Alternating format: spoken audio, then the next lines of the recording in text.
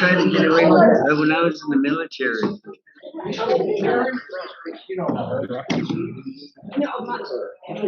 Good afternoon and welcome back. I hope everybody had a good spring break. And,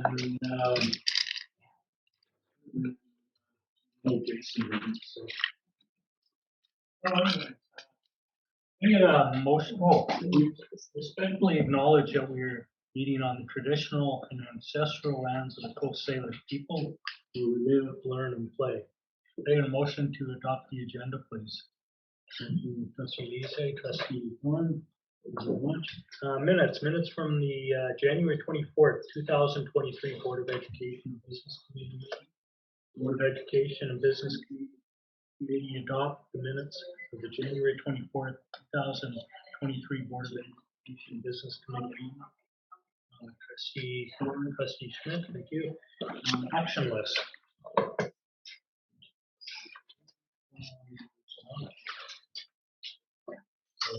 Right into missions and delegations.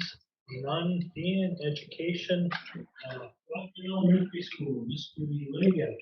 Oh, we're up. Second here. Yeah.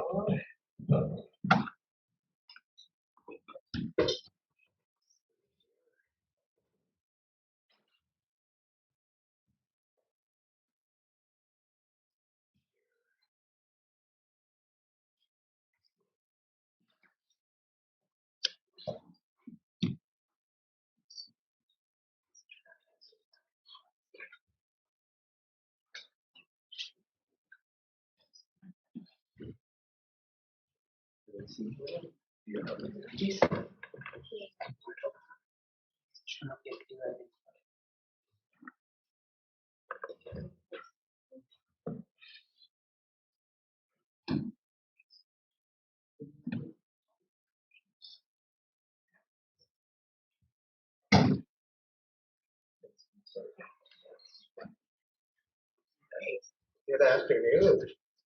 I'm Tim Legan. I'm the principal of Crofton Elementary, and this is Angela Campbell. She's a fabulous grade 3 and 4 teacher, and also an LA teacher, and she's a grade before we get started, I just want to do our welcome to our presentation and share. Thanks, Whale, CIBC. Good day, my respected friends. Before we start our presentation,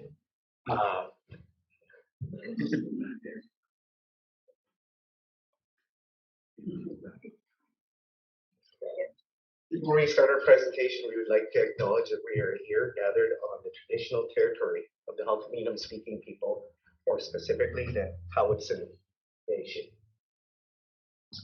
Crofton. So Crofton is this beautiful community where we really enjoy this scenic place where we have ocean views and forested areas, and we're very, very fortunate to live and work and play and learn on the Halal Nation. We feel very, very fortunate to be where we are situated. This wonderful community and very supported by the community. A lot of members of our community have been there long time, and they really support us. They're there for anything that we need. If we need something, we just put a call out and they join us. We have a fairly small Indigenous community, about 11% of our population is Indigenous, but we really try to embed that in everything that we do in our school. So our community of learners. So our students, our community learners, they're hands-on learners, as you can see here.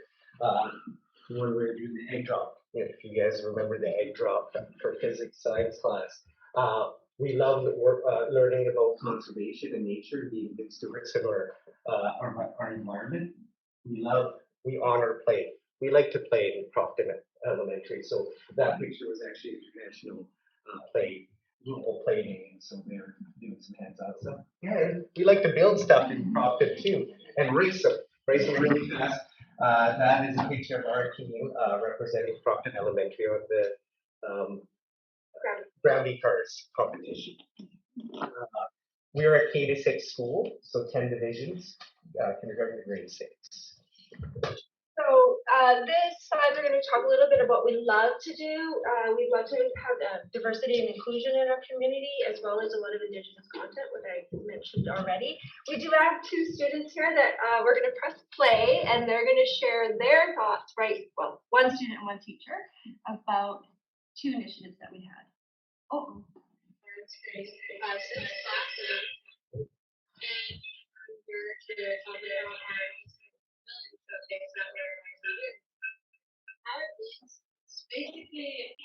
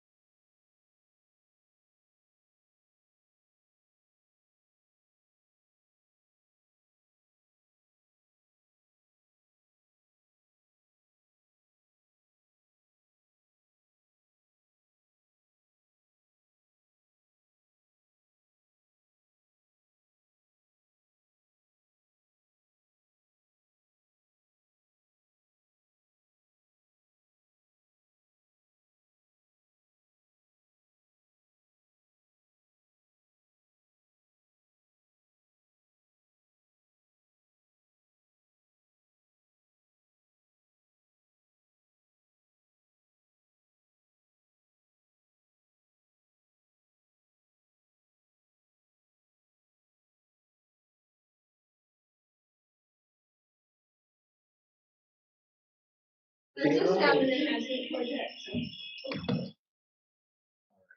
So data. You have to do it. Okay, so data. Data is an important thing that we look at Crofton Elementary. Every year we look at our data. But what's new about this year is there's a couple of different things. We added the social emotional learning survey, which was powerful because that survey kind of talked about belongingness and connectedness of not only our students but our staff and our students and our families and our communities. From that data that we gathered, there's two areas we wanted to focus on: is literacy and conflict resolution. That's something that I think we need to work on in our school with the data shared with us. That kind of springs in when we're looking at the data. What is our priorities? And again, our school goals is to be improving conflict resolution and self-regulation skills. Students need to be regulated. They need to be able to work with each other. And the other piece, once we look at our literacy, especially with COVID coming up, is literacy. That's something that Angela's going to talk about a little bit more. We're really fortunate because our data reinforced the idea that we needed to work on our literacy in our school. And the school district was launching this wonderful new literacy framework. So it was kismet. So we took that data and we said, okay, what are we going to do? And our teachers, it was really interesting coming off the pandemic. The data that we would do, we were finding that our intermediate teachers were a little bit taken aback because they previously had been teaching higher level thinking skills and they were required to teach sort of phonics and community awareness, and they were taken aback by that. So we went on this journey, we applied for a grant and we received the grant, and the teachers, every teacher in the community is now learning how to teach reading because a lot of we weren't taught that. So that's on a side, we're learning that way. And then what we've done is we've taken that data that we used with all of our learning inventories and literacy, and we assess, and we were able to really target the areas that our students needed, really specific areas. You know, oh, they can't read, but what's the problem here? Where's the breakdown? So we took that information and we created what we're calling family literacy groups.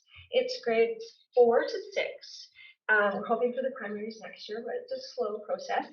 And what we do is there's 4 classes, and they meet 3 times a week. And we've taken that information and broken those kids into leveled groups, and we target specifically what they need for about 6 weeks, and then we reassess. And we've done that now, assessed 3 times, and we're seeing a lot of growth and movement. It's really exciting to see. And the kids are excited to do it, and they're like, yeah, well, that makes sense now. So that fluidity of these family literacy groups is really working. Our primaries are coming along, but they're a little different animal. We're hoping for next year, but it's been really quite successful so far. The next slide is going to show you some of our students sharing their thoughts on family literacy groups.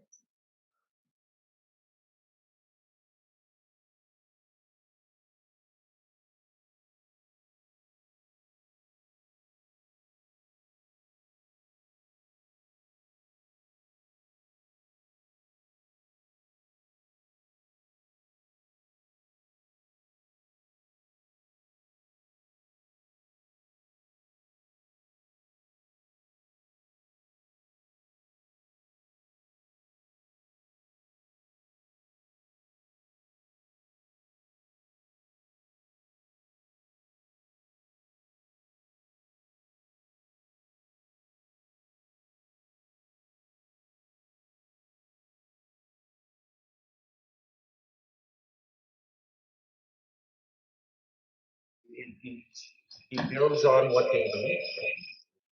It builds on what they need, but it also provides enhancement.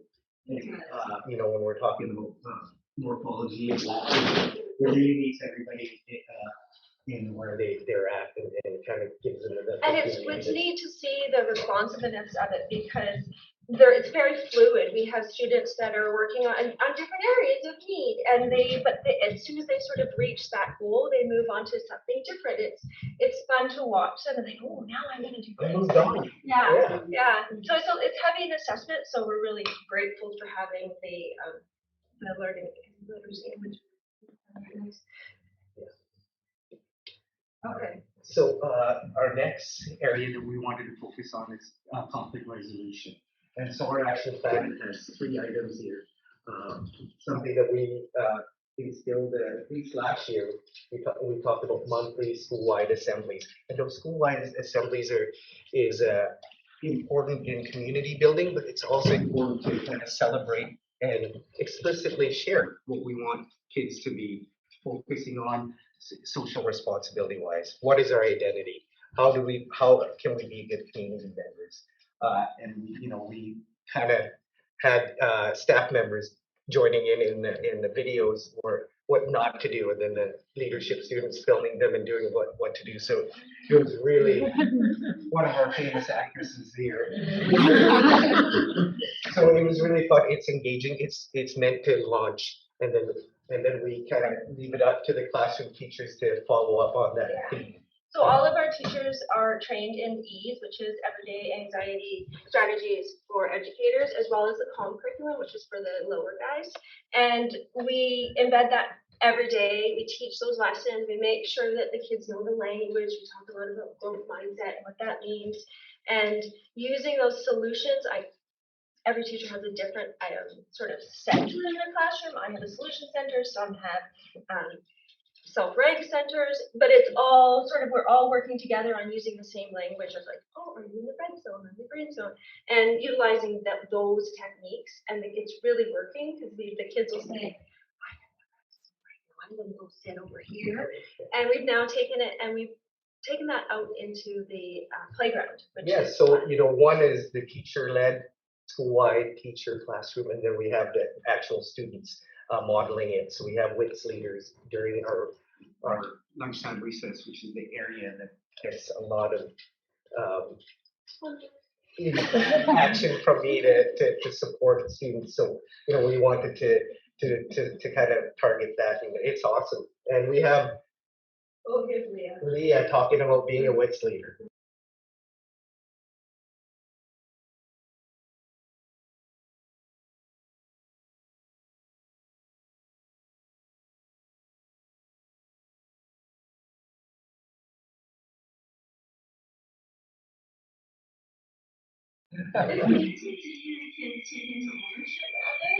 And trying to be, when I get to be in grade 5 or 6, I get to be a wet leader a little fast, and they go and have little cards. It's fun to see them really, and the little kids look up to them. It's really building a great culture. And we do the training too, so that their job is not to be a noon hour and solve people's problems. They're helpers, they're reminders.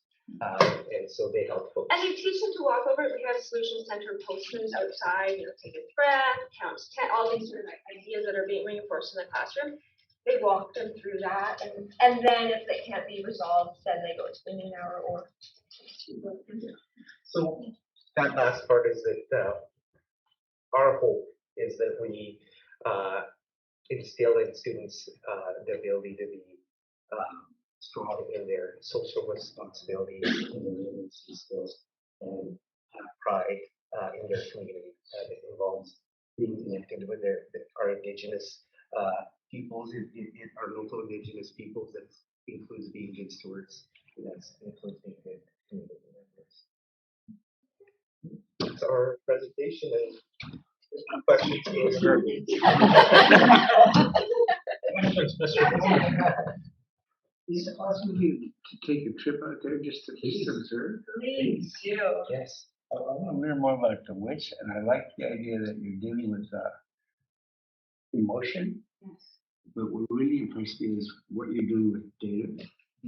See if some of that can be applicable to other schools. Thank you. Yes, of course, please join us. We don't mind helping other students. You're doing fantastic stuff. Thank you. Well, I was interested in the survey as well, and I was wondering, is that something you plan to do every year, every couple of years, or? I think that it's a survey that we have our own, but there's also a district survey that everybody does, and I think it's a good measure. And it's nice to look at year by year if we're making gains. And I think it builds the capacity too, because there's not a lot of parents aren't as many parents doing the survey as we would like. So it starts to build a little bit of a capacity there where the word gets familiar. Yeah, right. That whole coming out of COVID, people are a little. Do I have to do this? Yeah. Is it yeah. Thank you for giving us a really beautiful look at inside of what's happening at Crofton Elementary. I really look forward to popping by and seeing your school and your art show. I don't think that there's a twist around this table that would say we're not, we don't want to come. So please make sure we know when you're doing that. Absolutely. It sounds really exciting, but I really look forward to coming out and just watching the wonderful things you guys are doing. Thank you. Thank you. I don't know if you guys have any comments.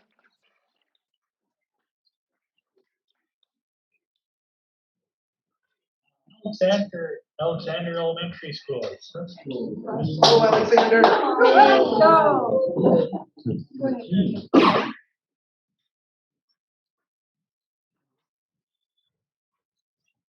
And join us, panelists. Can I ask you for opportunity for motion? And then I share my screen. Yes.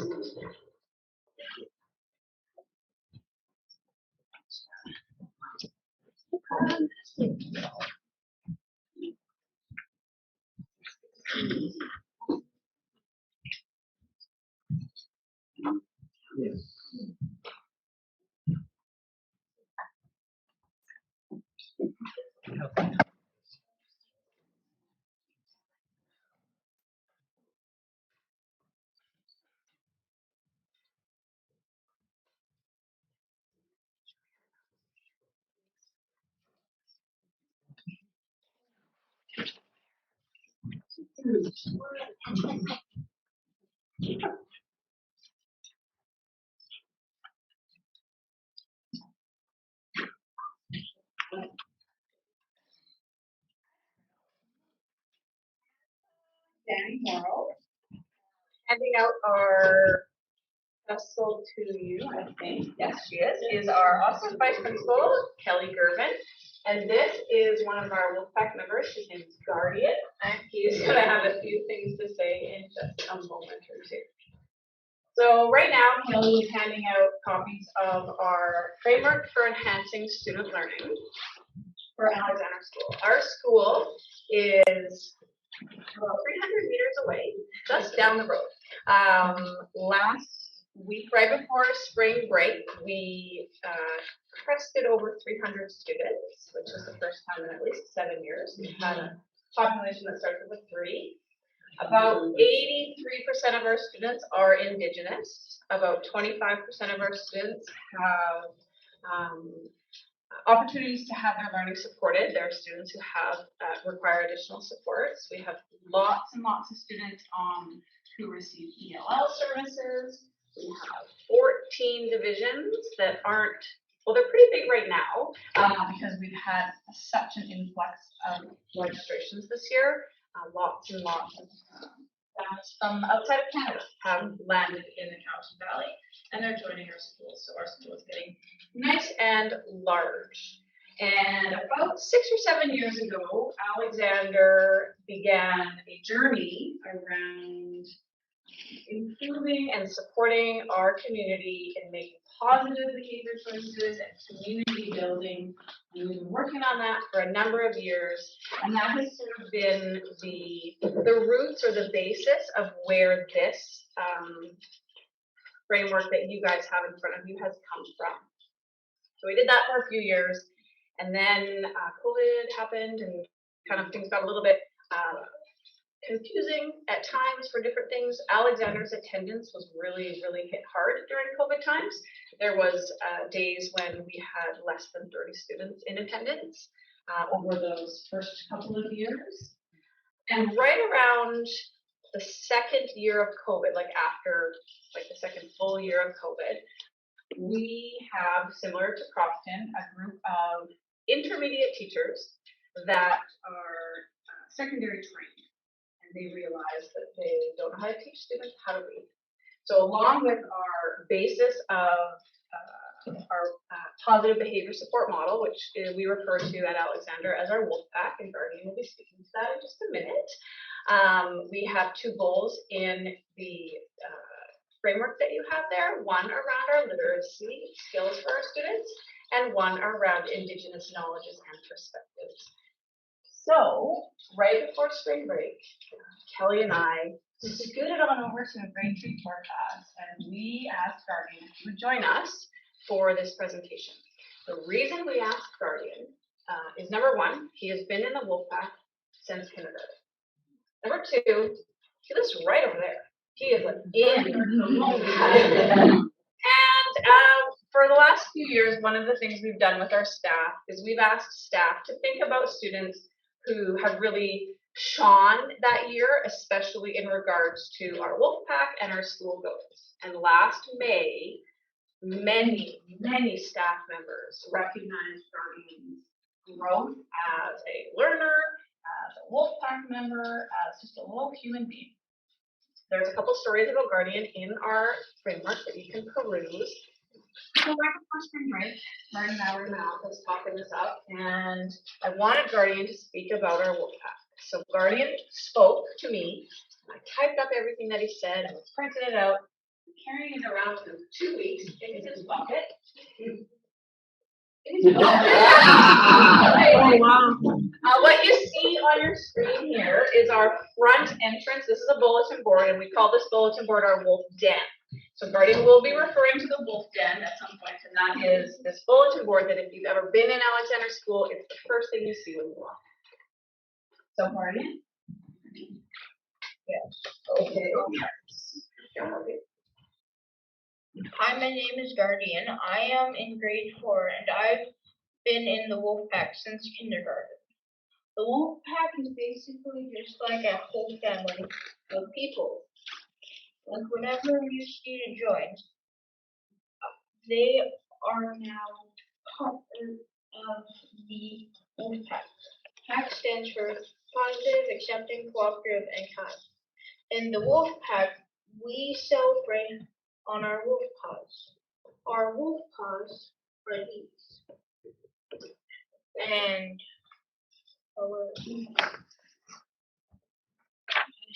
And we get them whenever we do something positive, accepting, cooperative, and kind. You put them on our wolf den, and it shows that you were being a good pack member. If you have one section of the paw colored in, it means you were doing that one thing. But if you have all of them colored in, that means you were doing all of those things. After you put your paw in the wolf den, you will get your picture taken, and we celebrate every time the wolf den gets full. I think I'm more positive now than I was 3 years ago.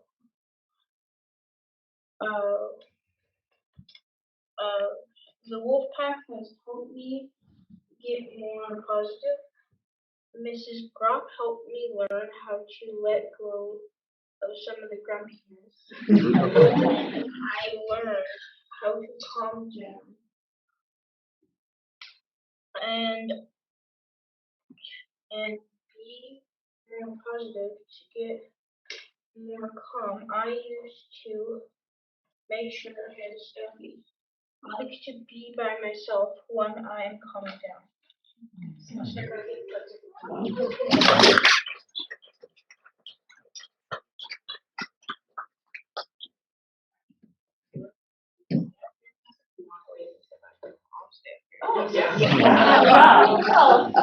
So, the wolf pack, like I mentioned, is kind of the roots of who we are at Alexander. And our two main goals have been around, one of them is around literacy. So here we have some learners from grade 7 up in the corner down to kindergarten up in the other corner, doing a variety of things around literacy.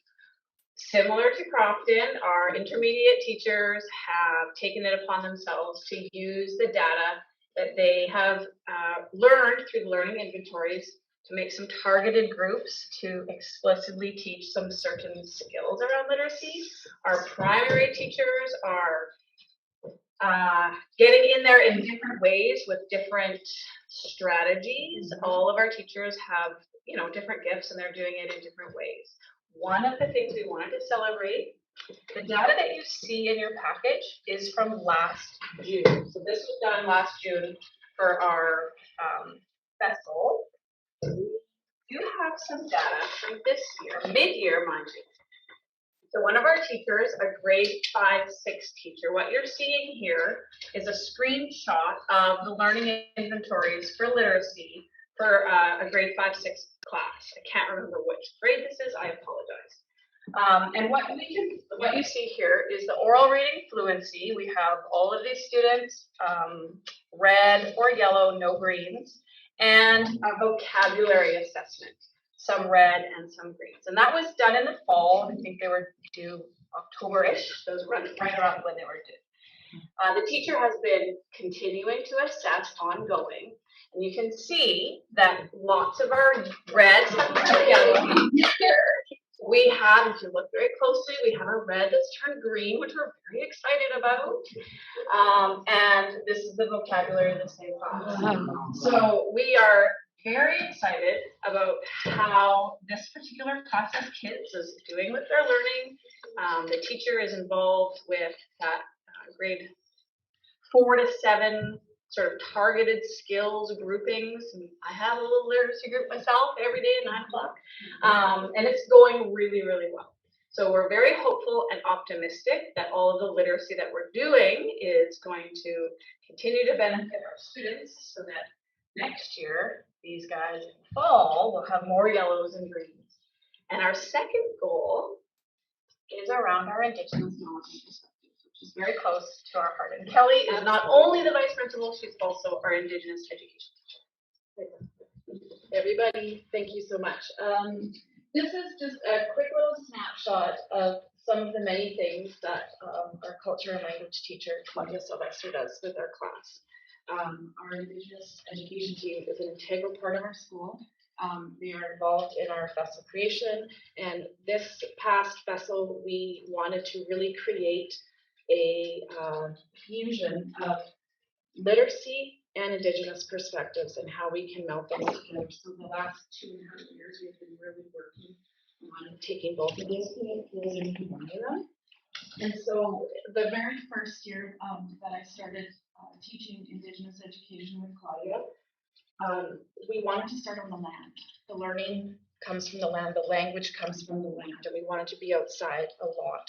So with the help of the Cowichan Tribe's Transportation Agreement, we were able to take our students outside without having to nickel and dime families asking for busing all the time. It's a beautiful thing, and we are grateful every day for that opportunity and that partnership. And I'll talk a little bit about our partnership at the school within the community. So this is a picture of Claudia in the red shirt up here, and we did some free work before our hike. Talking about local landforms and then talking about story. And so up here, she's got a piece of paper and she's reading to a class. This was last year's grade 6-7 class, the story of Shishikun, otherwise known as the monster at Octopus Point. And we learned that story on the land. The kids were looking, seeing, oh, I think I see the monster's head. It was so engaging and wonderful to watch. Eagles flying overhead and just that whole sensory experience. We ate lunch up there, and then we walked around back on the bus, got back to the school, said goodbye, and typically the next day, we wanted to incorporate how to extend the learning that happened on the land in the classroom. So we thought, what a better way to do this than through literacy. So a lot of our teachers now are using both Hulkaminam vocabulary and English when they're doing like post visits. So in the lesson package there, you see a little example of a student's work they did in a PPOM last year. So they're using both English and Hulkaminam words to describe their journey and what they saw and what they felt and all their senses. And it just really adds a lovely value, extra value to learning language, both in English and in Hulkaminam, and combining that literacy. One other thing that Claudia and I wanted to do, like Danny had mentioned, 25% of our students require extra supports. And one way, of course, visual aids is really, really important. So we started taking pictures of our trips. And so this is actually pictures taken from Stony Hill at the top. And so we started incorporating basic vocabulary, flora and fauna, plants, animals, trees. We have a entire resource bin, and we can just go, okay, we're going to Kilpalas today. This is the bin we need. This is the story we need. And then afterwards, the teachers are helping facilitate using these words within their journal entries, creating word sorts, amazing, wonderful, wonderful things. So I'm a music teacher at heart, so the next is songs. I don't know what rhymes with calm, but we'll find out. And our learning, our around Indigenous knowledge and perspectives does not just stop with our students. So over the last 12, 13, 14, 15 months, we've done some of this work with staff as well. So our staff meetings, we've moved them and we now sit in a circle. In our staff meetings, we ask staff if they would like a chance to acknowledge the territory, and they're all participating and doing it. It's been like there has been some challenges along the way, but for the most part, we always have a couple hands up of staff who are able to and willing to acknowledge the land for us. We do this at our staff meetings for teachers. We do this at our staff meetings for EAs. Our PLC group is a bit bigger, so we go on down to the gym and make a huge old circle in the gym. And we're working as a staff, as a collective group of just adult humans who are learning and trying to be, I don't know what the right word is, better people and learning about Indigenous knowledges and perspectives, just as people, that will help us teaching our students as well. So one thing, just to piggyback off what Danny was saying, the better human part is really looking at our teaching standard 9 that came out in January 2019, and it is all about taking a look at our own biases, how we can re-look at our value systems and incorporate Indigenous perspectives and knowledges within our daily life, both as professionals and people. And so as we are going through all of this work, we kind of got to a point during COVID where Claudia and I wanted to take all of the learning and all of the amazing GIS things and WorldPack things that we were doing in our school and sharing out to our community. And so you'll notice most of you have a little pamphlet there, and about, that was 2 years ago, I believe. There's some QR codes on the back, and we were part of the street sign changing some of the street signs downtown to help them them as well as English. And so if you take your phone, you can flip it over that QR code, and you can hear Claudia's voice, and then 7 other Hawkman students that have gone through Alexander. And that is the ongoing thing, and they're always looking for outside ways that we can show our community and show our diversity and just really give back to our community. How is our school? How's our school listening? Thank you.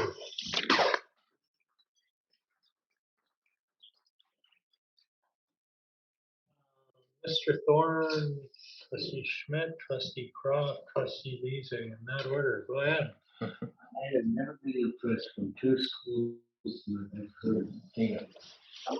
I've heard thistle. I've heard human.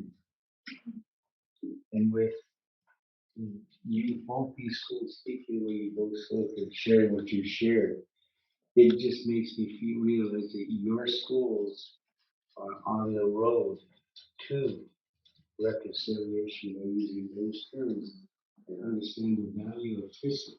I love thistle. I know we need thistle. I have never been so elated. Instead of Kaya. You're doing good.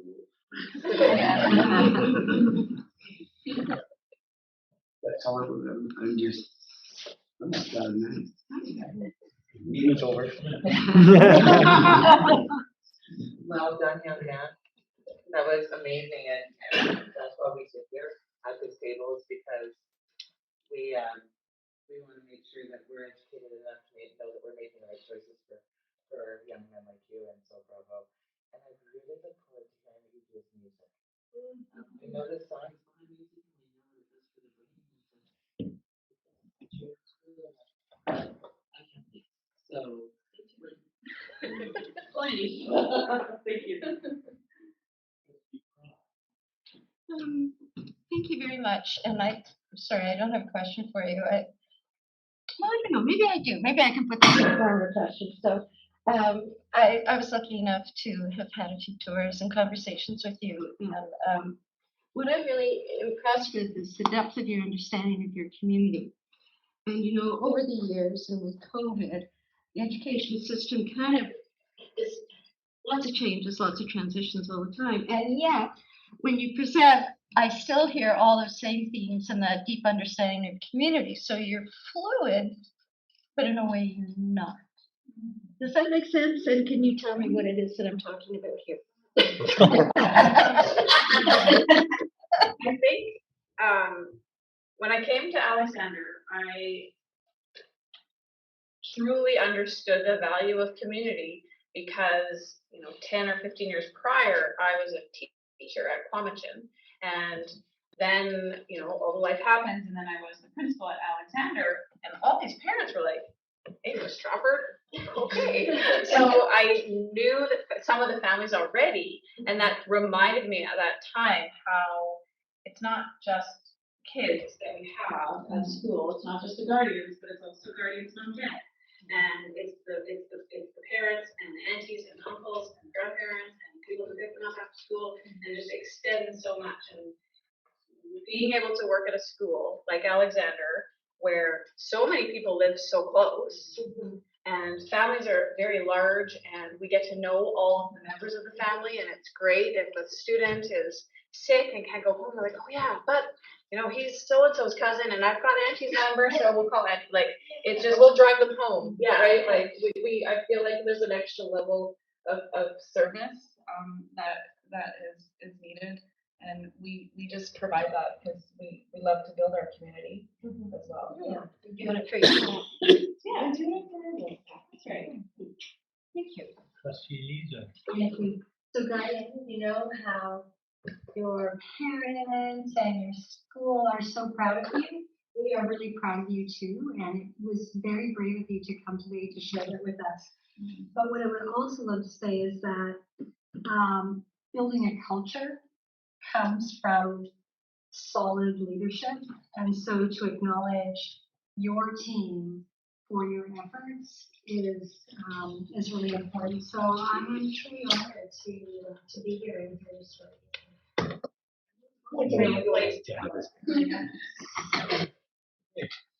I have a question for our students. Tell me about the honors. What do you think of them? What are your classmates? Well, they're all really nice, that's fun. Have you had some good teachers? Yeah. Who have been your teachers?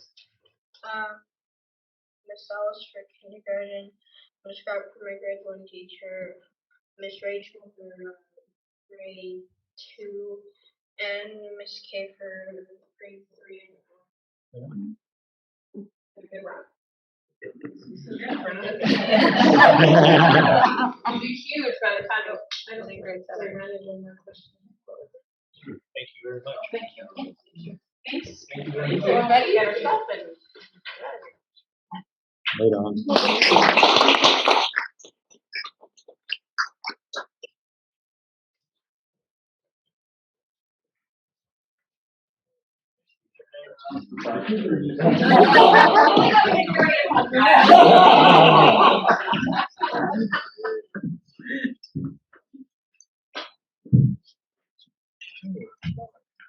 I can't help that.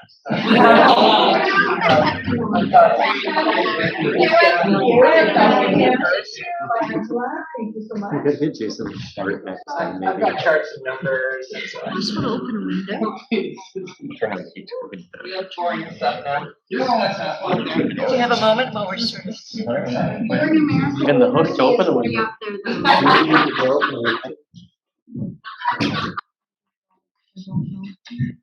Up there, though.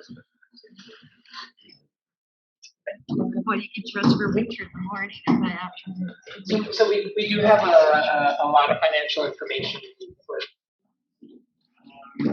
probably a little more than we typically have at this time in our budget process, and part of the reason for that would be that the board started earlier, and we invested a lot of time over summer break to get to an opening position for the board to understand where we're starting and the reasons behind some of the shifts in our budget between last year and this year. So the first thing that I want to start off with is looking at our year-end projection. So this is as of February 28th. So as of looking at our financials on February 28th, where do we think the end of the year is going to land? So this is projecting, will we have a surplus or will we have a deficit at the end of this year, based on the information that we had at that time.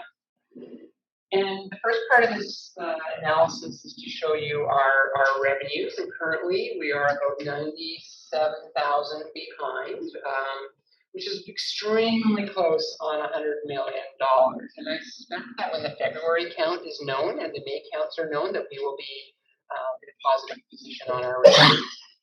So what I mean by February and May is the majority of our funding comes from a count of students in September.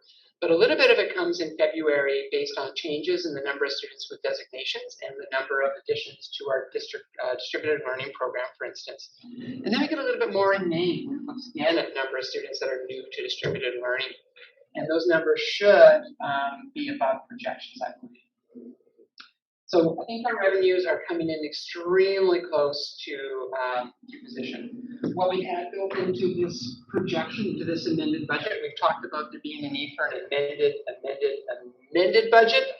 This is the amended budget.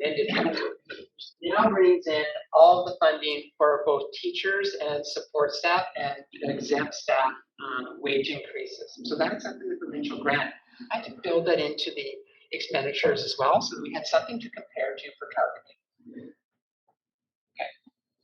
So when we look down here at our principals and vice principals, we are currently within $20,000 of a $6.5 million budget, projecting right on the line, just slightly over. The reason for that is just due to a number of leaves, and that may correct itself if those leaves end and we go back to regular expenditure.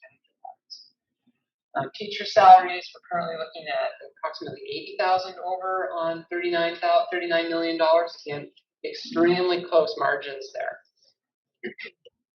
Education assistance, we see a surplus generated in those accounts. We project at the end of the year about 133,000. Don't critical, that's much higher, and there's a reason for that. We found a couple of positions that were put into the budget when it was imported in from our payroll system that shouldn't have been in this budget. So it's not that we've underspent on our clerical budget, it's that we've over budgeted for positions that didn't exist. And so we made those adjustments into the annual budget for 2023-2024. USW coming in very, very close, as well as excluded. We are within $250,000 now under budget on illness and on vacation usage. So that's leave replacements. So that leaves us with about $809,000 ahead on $7 million worth of wages. Benefits, right on. We're within $24,000. Not much to say there other than it's tracking almost perfectly. Overall, services, we have upped that a bit for legal and other. I'll just say we have policies that require certain contracts to be certain. If we have to do an investigation, we have to pay money to have to do an investigation. We've had more of those this year. I'll just leave it at that. And so we're over budget in that particular area. And I think we're going to come under budget a little bit on insurance. So at the end of the day, we are currently, as of February 28th, projecting $650,000 surplus from this year. So on 100 million, we are very close again, coming into the end of the year. And the importance of course, doing this is to test that amended budget and to show the board whether we're on track or not on track, and to show the board how much surplus we're actually drawing.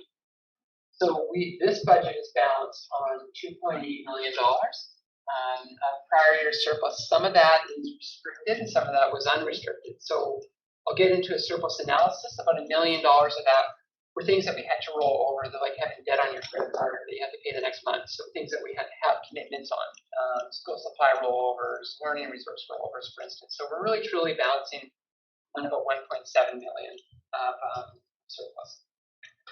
So that is the first part of my presentation, and it's relevant, and I'll tie it into where we're at overall in our surplus when we get into the budget.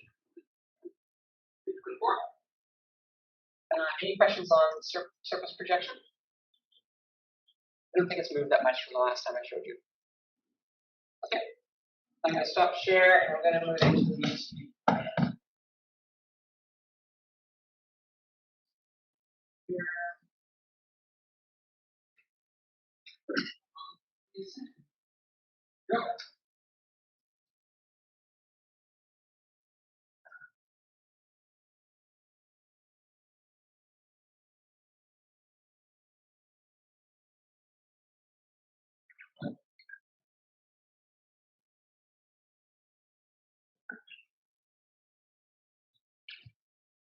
So our funding did arrive over the break. It is here in the agenda package for you to see. Actually can't. It's too small. Sorry. It's here in the agenda package for you to see. Hopefully this catches up. Here, try to zoom in. My screen looks like your screen there. We brought you at the last BEBC meeting the enrollment projections for the board. And those are now reflected in the grant. So we previously had reviewed that we thought we were going to be up about 77 students on the September count. You might remember that number. We talked about some of the drops in level 2 special needs students, the drops in English language learner. And those have all now been translated into this formula. So the ministry has announced that our funding has gone from approximately $7,800 to $8,600 per FTE. And what is embedded in that funding is currently the 2022-2023 wage increases that came separate from the per pupil amount in this year because it came late.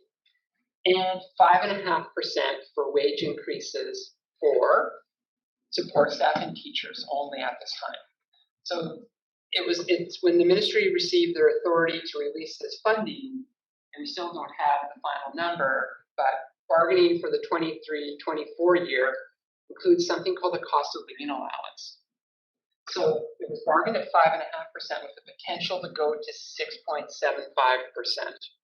if inflation exceeded 5.5%. And we're all pretty much positive that it did, and that the ministry will be saying their funding is going to be on 6.75%. So they didn't build it into. I'm staying on this point because I budgeted on 6.75% of wage increases for support staff and teachers, and I have made an estimate in my projections of what that 1.25% is going to be because we're supposed to hear about it before we finish our budget cycle, and I felt it was better to start at the right spot and project what the revenues are going to be to make that up because I'm expecting we're going to get that line item somewhere in our budget process, what the top up is to get to that 6.75. Again, I'm speculating. But most of the data that I've seen has shown a greater inflationary rate over the prior year than 6.75. So I feel pretty confident in that. So the grant that they have shown us here does not have any increases in it for exempt staff or principals. Therefore, I have also not built them into the fiscal over budget at this time. We'll get more into that. Okay. So that's that part of the funding. So then we received all these other line items of funding that were announced, and I think the major one to talk about is your annual facilities grant. Previously it was about 1.9 million. Now we're looking at it being about 2.4 million. So there is additional funding for building maintenance, and I think that's going to go a long way in supporting our buildings and the deferred maintenance that we have on them. So I just wanted to highlight that. This is all in your package. There's lots of other line items here for transportation, community, wage parity, for instance. Those are all have been shown to us. Stop share. Now I'm going to move into the really good part. Where are we at?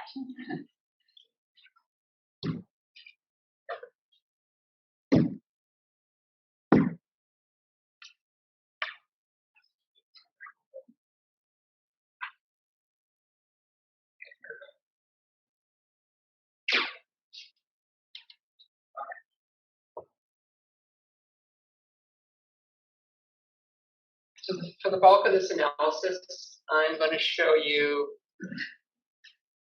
the difference between where we started last year at this time and where we're at today in my projections. So we have moved on our enrollment-based funding between last year and this year, $7.4 million. And that is because it now incorporates those wage increases that I just talked about built into the per pupil rate. We have changed approximately $1.6 million in unique student needs, which you can see the differences there. And again, most of that is per pupil rate. So overall, in the September count, we are looking at a change of 9.4 million. So a lot of new money coming into education, but most of it for wages. And the total, after we make some reductions in February and May enrollment counts, is we're expecting our grant to increase over where we were last year at this time by $9.3 million. And that is a lot of money. What's important in the ministry's announcement and in the per pupil rate to note is that I've just talked about the funding of wages. Consistent across the public sector, so not just for education, but for health and provincial government, there's been no funding for inflation.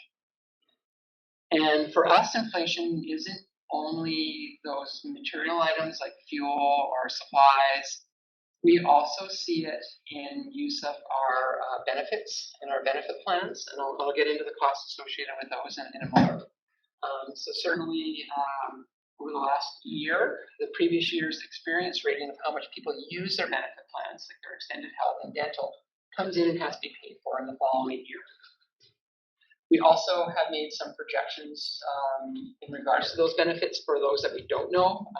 For instance, we know that QP's benefit rate is up by about 12.5%, and the USW are up about 5% for extended health plans. Teachers are unknown yet, and so are principals, vice principals. So we've made the assumption of 10%, and I'll get into that when we get to the expenditure side. But that's not funded per se by the ministry. They funded the wages only. There's other costs that come with that. So there's going to be some those costs. Remember this number 9.291. Trustee Schmidt. Sorry, I don't mean to back up. I'm just playing catch up with reading ahead, and I shouldn't, and I'm sorry. Can you tell me? So I know when we talked about wage increases and we talked about exempt staff, were we not under the understanding that those were going to be fully funded? The 2022-2023 wage increases, the ones that we have in place for this year, have been funded, and the funding has continued into next year, into 23-24. But the 2023-2024 potential wage increases, we don't know yet. So they have not been factored into this projection. I've only built the rollover budget on the knowns. So moving along, you will hear government talk about an increase of 9.4%. That has been used quite a bit as far as what the percentage increase has been from the grant. So you can see the rates in 2021-2022, that 98.85 per student is now 86.25, 9.38%, and the various increases there.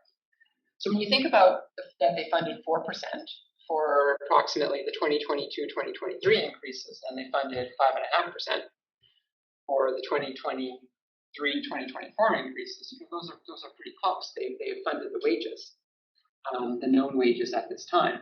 It looks like it's a huge jump because the 2022-2023 money came late and on the side. Here's what I show you. So, when I showed you that, it looks like, oh, look, hey, we're up $9.2 million in revenue.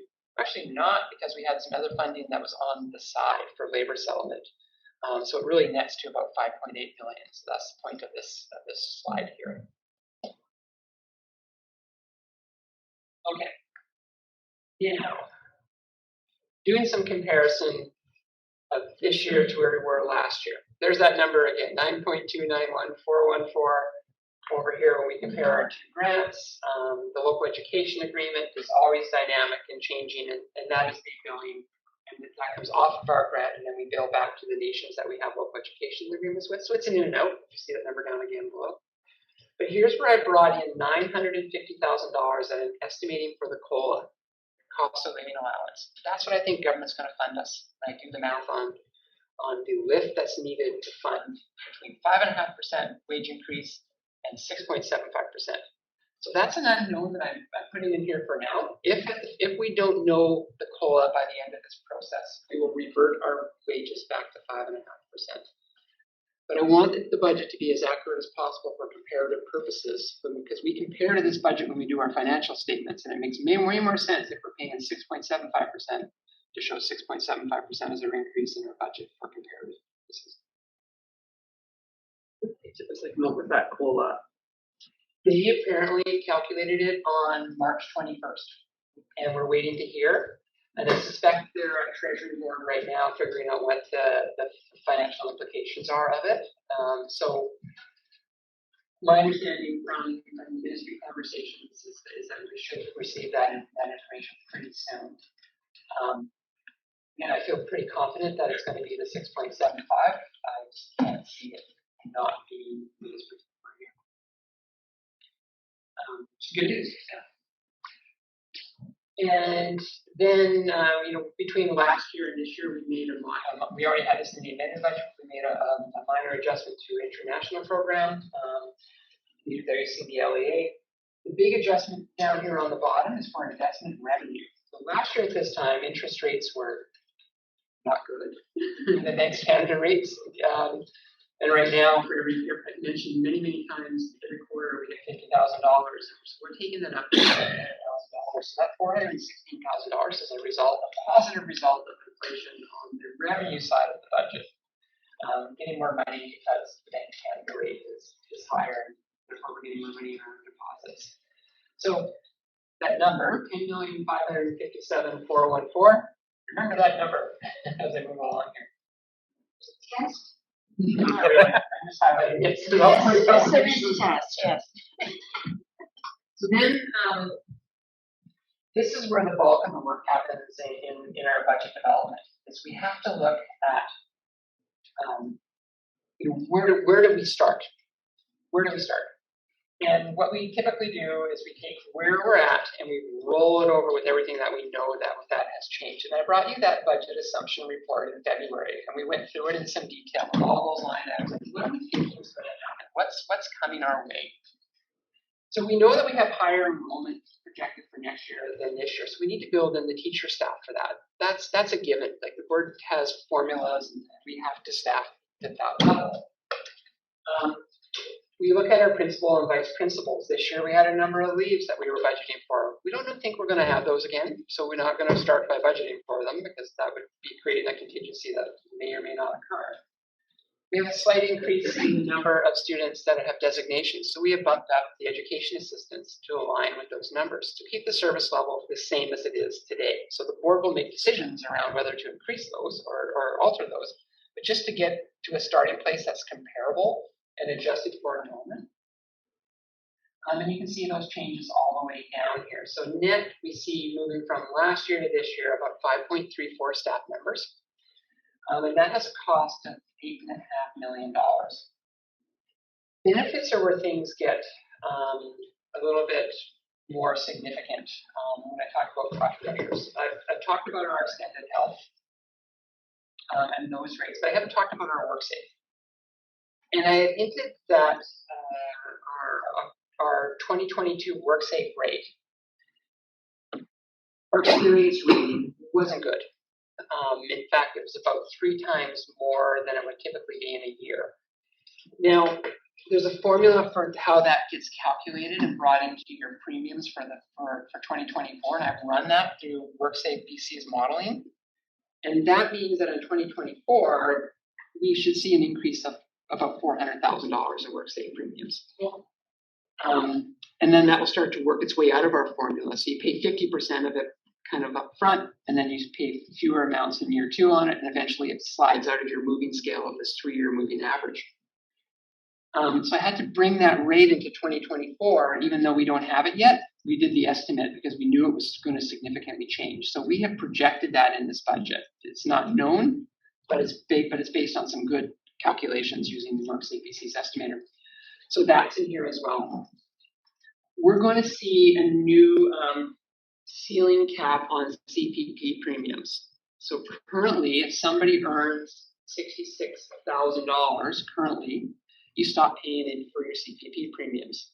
You no longer have an obligation to pay that deduction. That changes in 2024. They're introducing a second So the point of this is to charge the higher paid earners a greater amount of premium. It will be reduced, and we don't yet know what the ceiling is, so that when the higher earners retire, they have potential to get a greater amount of CPP that aligns with their work experience. So it's not an option. It doesn't really come into this budget. I'm just more highlighting because not many people hit that 66.6 between January and June, but they're going to hit it in the 24-25 for teachers because our average teacher salary is now about $96,000. So we will see that significantly coming into the 24-25 budget and a little bit on our principals and some of our exempt staff this year. So that's a pretty significant shift. So we're up $10.8 million on salaries and benefits. Salaries and benefits. Now, looking at, I didn't show you that large of a number on our revenue increase over on the other side. So moving along here, services, we've made some reductions. One main reduction that you see here is related to our dual credit programs.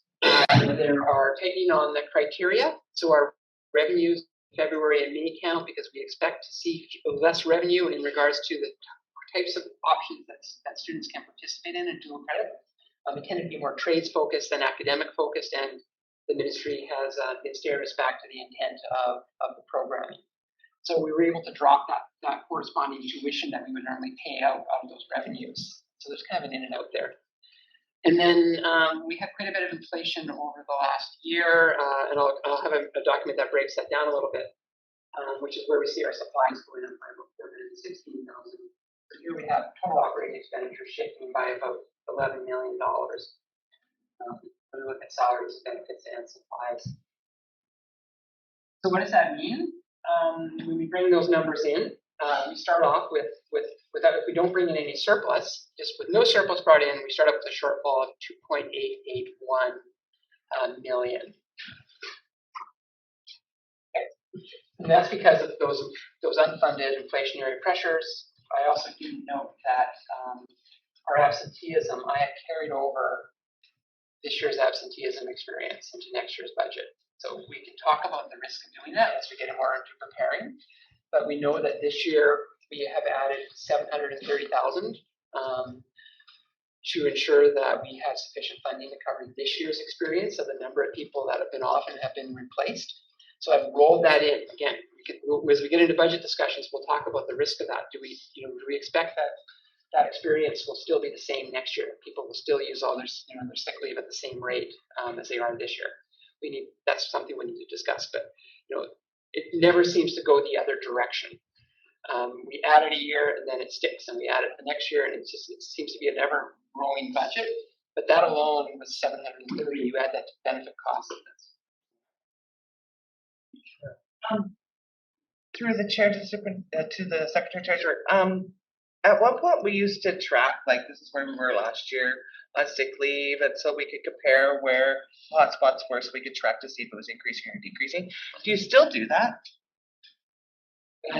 Our health and wellness manager does. So that's Gina Cooper's work. She has a lot of statistics on usage. And and some of it, it's all pooled. When I look at this number, it's pooled. And when you have a long-term illness, it's in there. And we know we have years that people experience more illness maybe than other years. That, when you're out of the system because you have this significant illness, that you're off and taking care of yourself, and maybe you're gone for 6 months. It wasn't really unpredictable. So there's kind of the day-to-day. How many of your days are people using on that side? There's also the other piece that gets incorporated here. That's just maturity leaves, which can fluctuate, and so there's a lot of factors, and I'm not trying to point a finger at it. I'm just saying it's one of our variables that we don't have a lot of control over. When we budget for our wages, we come in pretty close because we use a really sophisticated program that looks at every individual and their personal situation. What benefit plans have they signed up for? What's their wage? When is the teacher going to increment? We have really good details. And one of the things I noted on the teachers was quite a significant increase in the overall average teacher salary. Maybe it was even a little bit more than I was expecting this year. So that's another I'd like to dig in a little bit deeper on and see if there's any way the board can pull that back a bit. But we are seeing more and more teachers reach the top of their pay scale. People aren't choosing to retire as quickly as they maybe did in the past. There's now a carrot to stay on with the school district. It's 6.75% increase if you're a teacher, which is actually 7.05 if you're at the top step. Well, that affects your pension years and in your top 5. And so, and then this year was 4%. We haven't seen those types of increases in a while, and there could be some incentive for people to stay longer than they had before. The longer you stay, there's as people age, you may use more medical benefits, you may use more sick time. I'm not saying that everybody, I'm not trying to draw a conclusion here, but I think most people would assume that as you age, you may use your benefits more because health changes. Again, not going to say people retire, I'm just saying it costs more money when we have people that are here for longer.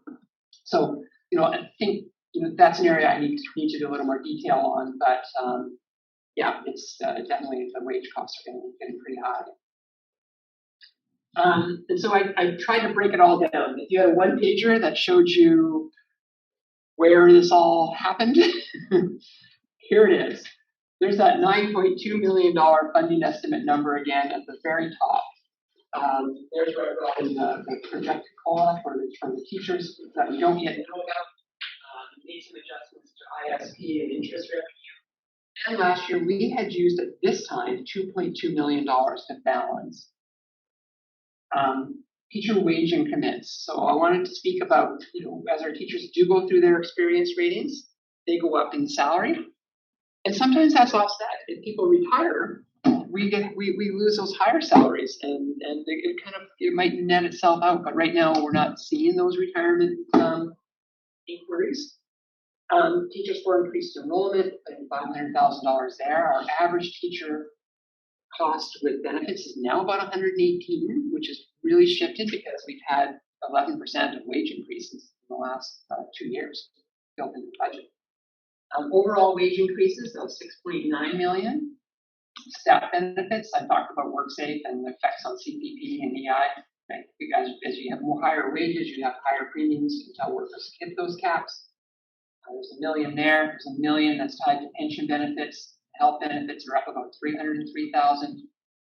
We added in additional funding for leave replacements from one year to the next. We have our legal and investigations that we bumped up. Some software licenses, inflation factors that the board had supported this year for maintenance, custodial, and transportation supplies. It's way more expensive to buy a sheet of plywood than it was a year ago. How do you do the maintenance work if you don't have the materials? Diesel fuel, we've left it high, assuming that it won't go back down. We took the election out, and we took some dual credit out. So those are really the only savings, and yet we get our reconciled budget shortfall there. So what does that look like to the board surplus? Opening position, when we finished last year's financials, there was just under $7.2 million. And we have used 2.866 of that so far. Pretty good. Yep, there's 4.288 remaining of that opening surplus. We were projecting adding to that by $652,000, which means that at the end of this year, we're projecting that the board will have just under $5 million in surplus. If you did nothing in the budget, didn't add anything, didn't take anything away, you just said the opening position, which I didn't note, includes many of the things that the board chose to do last year, such as we have rolled over the mental health funding that the board supported. We have rolled over the assessment funding that the board supports. We haven't taken those out again, part of the status quo. Those priorities of the previous board are in this budget. But if you use 2.8 million, you'd have $2,059,000 remaining, or approximately 2% of your budget. So I just wanted to show you where we're at as we start this process and start to deliberate around that. We don't have options for you at this time. We are further ahead on this reconciliation. Usually this would arrive probably at the next board meeting. So I feel like we're a week ahead in having this information for you. the story of the budget, as we said in our opening presentation, previous presentations, is all about inflation, and does our funding match the inflationary pressures? So big issues here: cost of materials, supplies, cost of benefits, absentee, post-COVID absenteeism rates. We have a different culture, stay-home culture that didn't exist before, because now we know what happens if you come to work and everybody gets sick. We have a different, how to say that? Yeah, we have a different culture around usage and staying home, and that now that costs.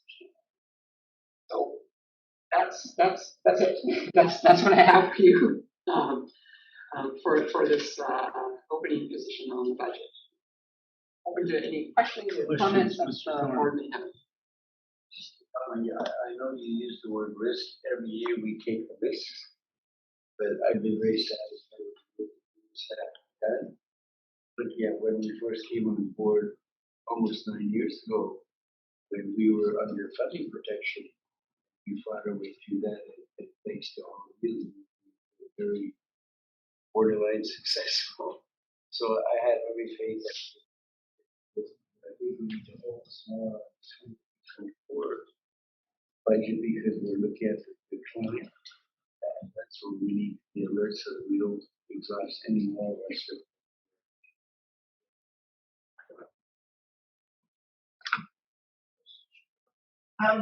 Thank you for all of this, because obviously, you know that my head's swimming right now.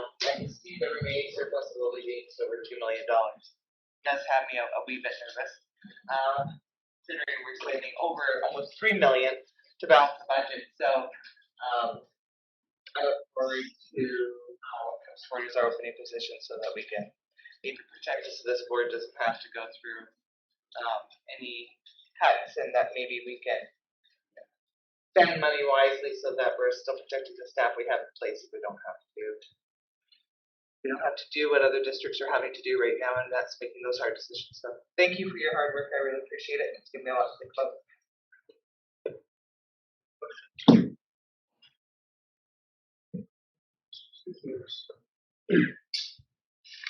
Okay, on to the next thing. Policy 1, foundational statement. With you changing this,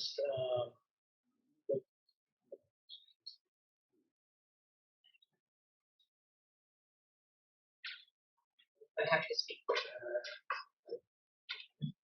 You were asked by the board, so it is an action item of the board, to look at policy 1 foundational statements and update it to align with the board's current strategic priorities and the board's current branding.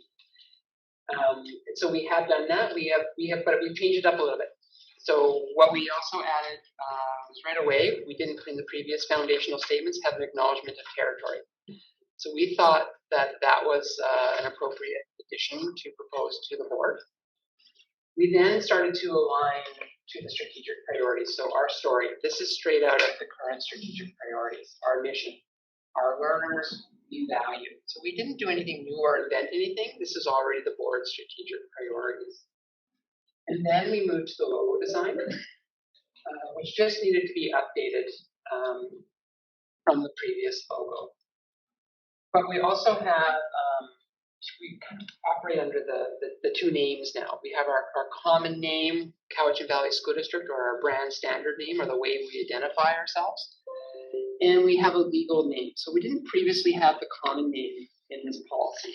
We just had our legal name, which is the Board of Education School District number 79, Cowichan Valley. So we were also recommending that we update to the common name that we're using in our communications. And those are the changes. And it is essentially a completely new policy. Completely. I think that's what we were directed to bring back to the board. we have a motion here. We have questions. So just a reminder that this was a conversation we had at an advisory meeting with the then Mr. Coleman when he was jet setting around the world, having a great time. And we were sitting in groups when two of us happened to notice that this didn't line up with who we are. And so I thank staff for updating this and making it what it is now. So I appreciate your time.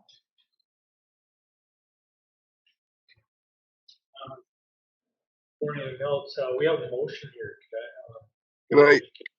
Can I speak to this? Sorry, Eduardo. Oh, sorry. Go ahead. Thank Go you. ahead, Eduardo. All right, thank you. Hopefully I come across clearly. I'm quite flattened on my back here, but the second sentence, and I'm okay with this generally, there needs to be a correction made. Did that or not is not a language, it's a people. So it should really be, and did that, like the Tabasit, are Nuchalna speaking peoples. So it should be Hokaminam and Nuchalna speaking peoples. So if that change could be made, that would be really good. Noted. Trustee Schmidt. I so move the recommendation with the changes suggested by Trustee Sousa. Seconder. Trustee Lise. Any other questions, comments? Trustee Croft? It seems tricky, but I'm not supporting this motion. I think that pulling all of this information from a strategic plan, which is designed for 4 years in time, is it really appropriate that a foundational statement has to be higher level than a strategic plan? For instance, we value equity, relationships, environment, harmony, and justice, and we do, but there's nothing in here about education. This is the environment in which we wish to educate, and in fact, I think that we should be speaking more to education. And if we want to include stuff about relationships, then really our value is in building community. So I support this as a really brilliant good start, but I don't see it as a foundational statement. I'll be voting against it, but it would be, if I had my preference, I would should take one more look at it with the trustees in the room before we pass a final. Trustee Schmidt. I'm okay with this document as of right now because we are getting ready to go into our next strategic planning cycle. And so this would update us for now, and as we go into our plan, because our plan reboots next year, we've got a new plan next year, then at that point, maybe that would be the appropriate time to rewrite the foundational statement with the new strategic plan direction. I'm just wondering. Still say you don't write your foundational plan based on your strategic plan. You write your strategic plan and, to some point say, well, yes, we can see it supporting our foundational statements. I know it's a bit chicken and egg, but I can't feel comfortable with adopting this today, despite the wonderful work.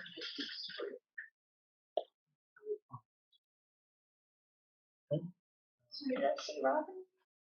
Okay. Oh, sorry. Just a question. So what would that look like, Trustee Croft? And is there an example that we can use, like put a pause on this for a little look to see if there's something that we're missing that's I'm just wondering if this is a complicated process that we would be going through, or is this something that it could be quite a simple addition? You understand? Yes, please. No, I just want to take it back for another look. So traditionally, and you worked on these things before, in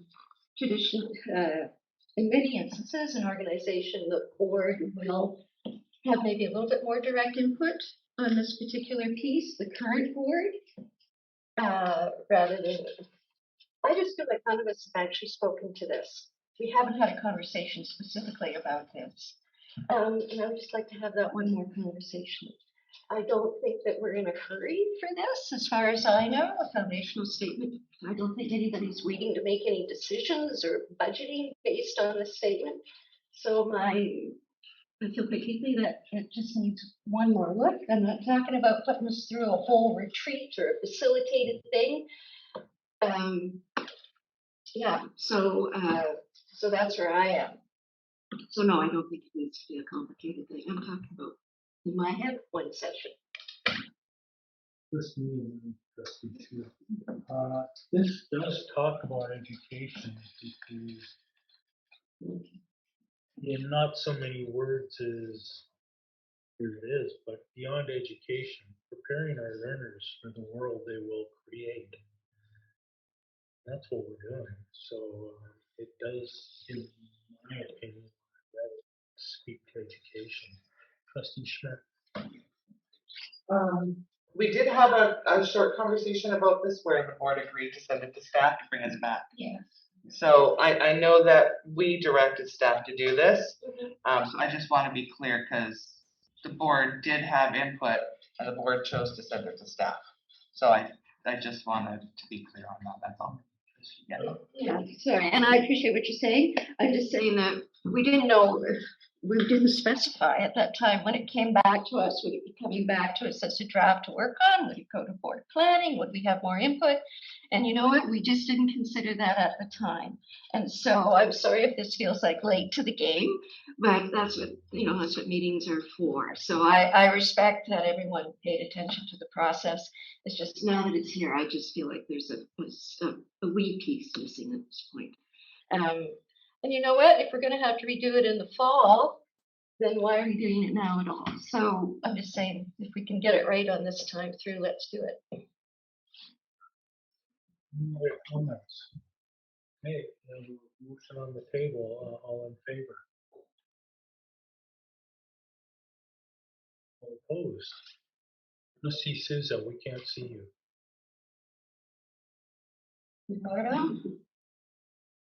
I'm sorry, I'm going to abstain at this point. I just don't feel that I can take a position either yes or no, so I'm going to abstain.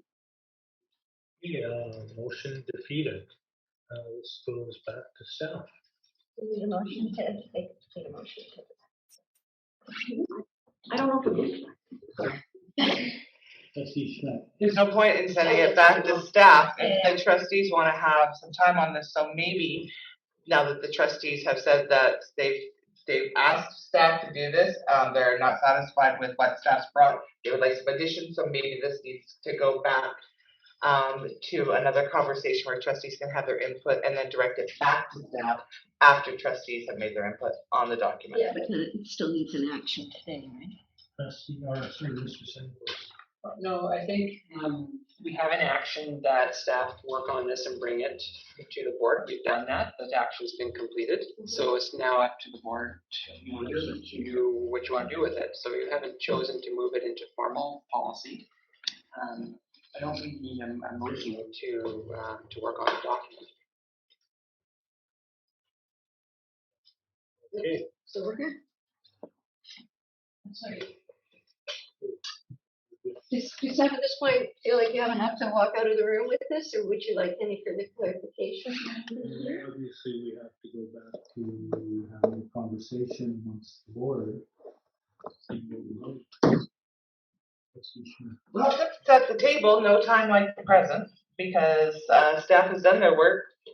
So Trustee Croft, maybe you could explain to the rest of us what the documents, because I'm still not clear on what the documents missing, because this is the foundational statement tweaked up from what it's always been. So It's quite different from what I read online today, from what it's always been.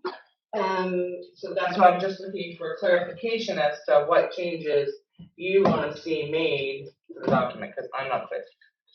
In an ideal world, I'd like to see it go back to board planning so that we can all contribute to that conversation.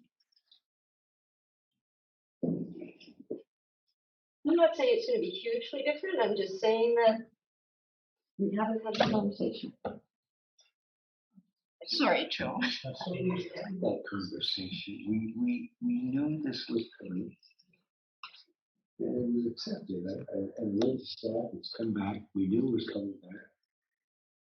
So I'm at a loss as to what changes you're referring to.